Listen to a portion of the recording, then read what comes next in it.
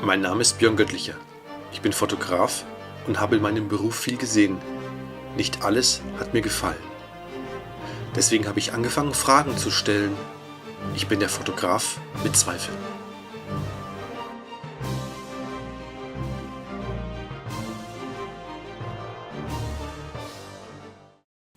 Ich befinde mich in der Schweiz am Lausanner See.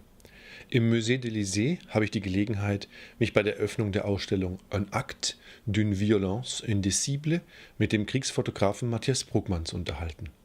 Der fotografiert seit Jahren in Krisengebieten. Das Thema der Ausstellung ist der Krieg in Syrien. Matthias Bruggmann hat einiges zu berichten zum Thema Fotografie und Konflikt.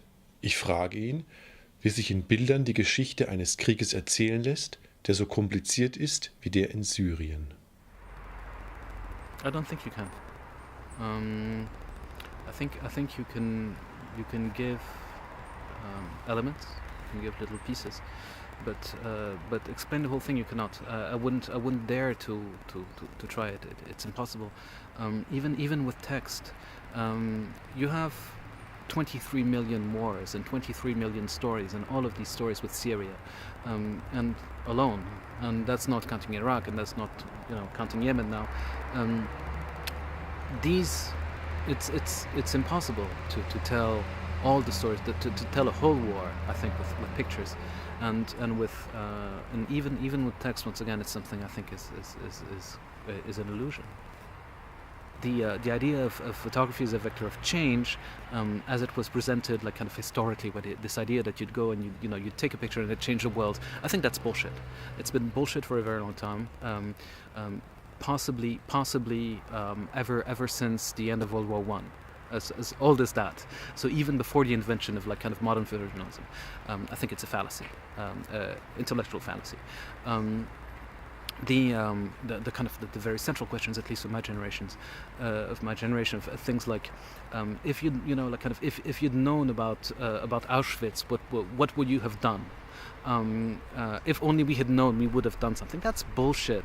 It's complete bullshit. The politicians knew. We saw in Rwanda. Well, I mean, people knew what the hell was going on in Rwanda. Nothing moved, and we saw it minute by minute, second by second in Syria. Nothing happened. So is there a use to it? I don't know.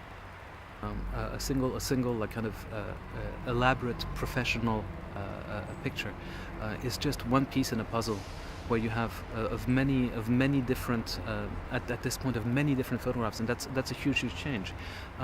When I started making pictures 15 years ago, you'd go into places where no one had a camera. Now we're going to places where everyone has a camera, everyone has a cell phone, everyone has access to Facebook, to WhatsApp, to whatever, and that I think changes in a way the how people need to understand images. There's much less magic around photography than there was 15 years ago, or 20 years ago, or 30 years ago, and that's a very good thing. It's just a picture.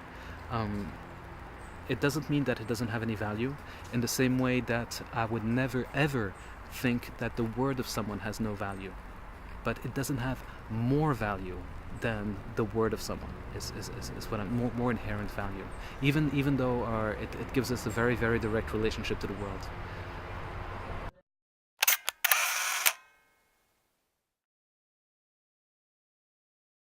There's a joke. A way to put it is through the names of American magazines. Historically, the biggest picture magazine in America was Life magazine. Then it was Life, and then it became the biggest one became Us magazine, and now we're moving towards the world of Me magazine, where everyone's a photographer, everyone's a curator. You're in a Twitter feed. When you're retweeting something, you're also curating the world around you. So I'd say the photographer. There's really two questions to answer. The first is what does an outside photographer, I'd say, have to bring to a conflict like the Syrian conflict, for example. And the second is what is the role of the photographer within like kind of vernacular photography in the use of amateur material.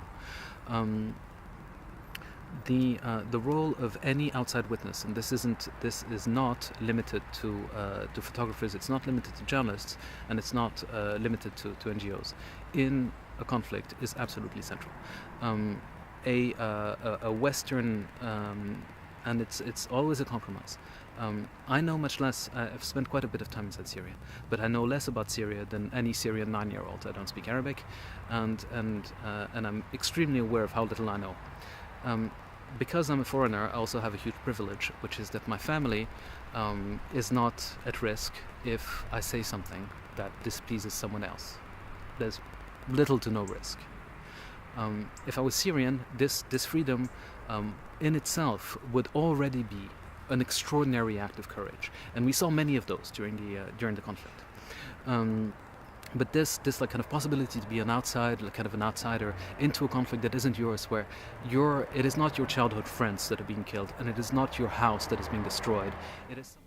Ich versuche herauszuarbeiten, worin der Wert und der Sinn der Arbeit eines Krisenberichterstatters für ihn liegt. Um es mir zu verdeutlichen, gibt er mir ein Beispiel, das der berühmte Fotograf James Nachtwey in einem Film erwähnt. And this is something that Jim Nachtwey likes to say, which is that in the film, yeah. Yeah, no, it's not in the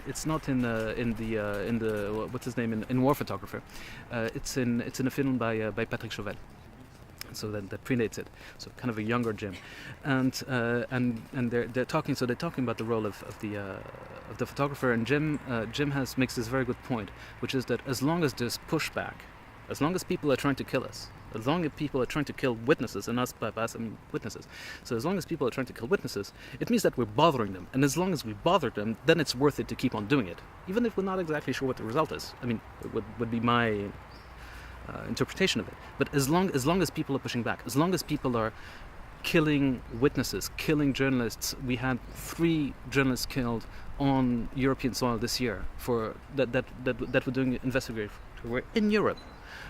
We've had dozens and dozens and dozens of killed in Syria of activists. Some of them were activists. Some of them were pro-regime. Some of them were anti-regime. Some of them were journalists. Some of them were Westerners. But there's been dozens of them that have been killed. As long as people are actually actively, pointedly going after them, it means that witnessing still has a use.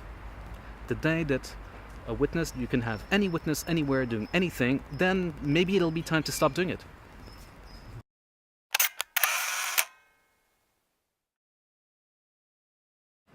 I'm not right now. I really don't. I mean, what the interesting questions still are. We've answered so much that I just don't know what the good ones still are. And that's the big, like for me, the big question right now. When it comes to photography. What are the interesting questions? I sometimes have asked photographers, how do you find your issues? Mm-hmm. And you are answering this issue. The question is, what are the issues? Yes, what is the question? What are the questions? And that's right now. That's my question. Thank you very much. You're welcome. Thank you very much.